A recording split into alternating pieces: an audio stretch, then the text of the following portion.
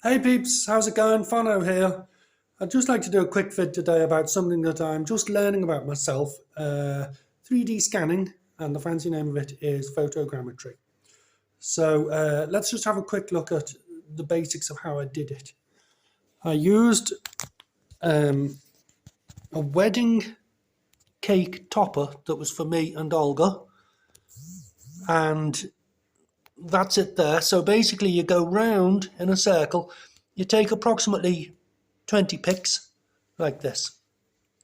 1, 2, 3, 4, 5, 6, 7, 8, 9, 10, 11, 12, blah, blah, blah, blah, blah, 20. You use a feature-rich background, like a piece of newspaper. Feature-rich for the software to catch it. Then you go again at a higher angle and take about another 20. And then anywhere that you missed, like the top, any angle, like you want as many angles as possible. And you want all your pictures to be good. Then you use your software. So the two programs I used were Reality Capture. That only allowed me to upload to Sketchfab a picture, but it works. So that's good and it's free.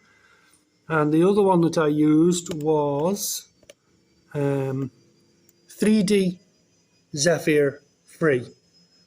I found that very difficult to use, but after a bunch of YouTube tutorials and a bunch of false dawns, I eventually got there and was able to make some 3D printed stuff. So it's not for the faint-hearted. I want to show you my first attempt. Yes, no, really.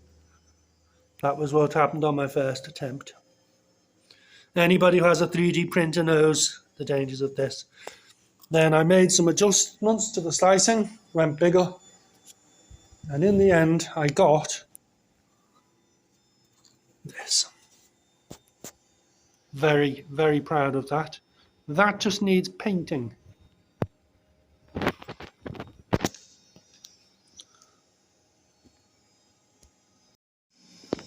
And in 3D Zephyr free,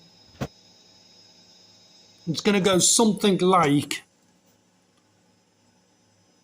new project, workflow, new project. And then you're going to, you're going to click next and you're going to add pictures and so on. And then you're going to make a thing called a sparse point cloud and then a dense point cloud and then, and then a mesh. Okay, so, but if you do it yourself, good luck to you and use plenty of YouTube tutorials. I needed to, it was very difficult. And actually the third program I was using was Agasoft Metashape. I was using a free trial on that. And once I got that in there, I was able to export the model. Okay, and then I used Repetier Host. I had a lot of trouble with making it level, but I got there at the end.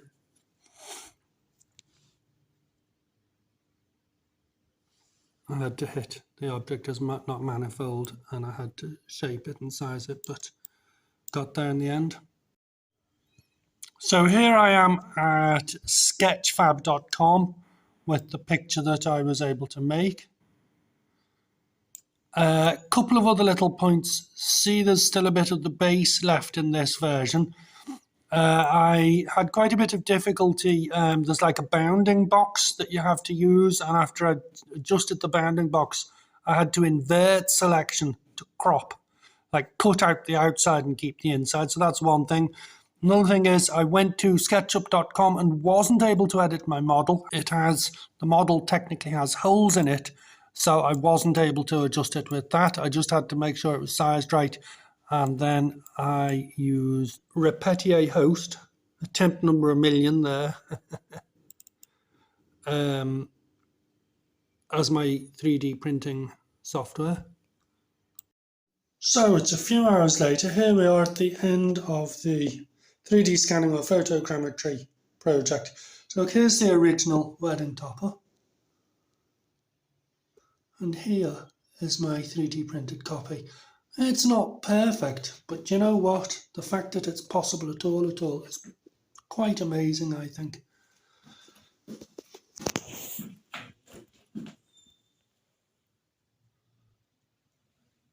And yes, I could probably do a little bit better with my painting, but I'm pretty pleased with that. And I made my suit a bit blue because it was on the day. So there you go. So there we go with the 3D scanning photogrammetry project. Thanks for watching. Hope you enjoyed that. The future is now. Bye.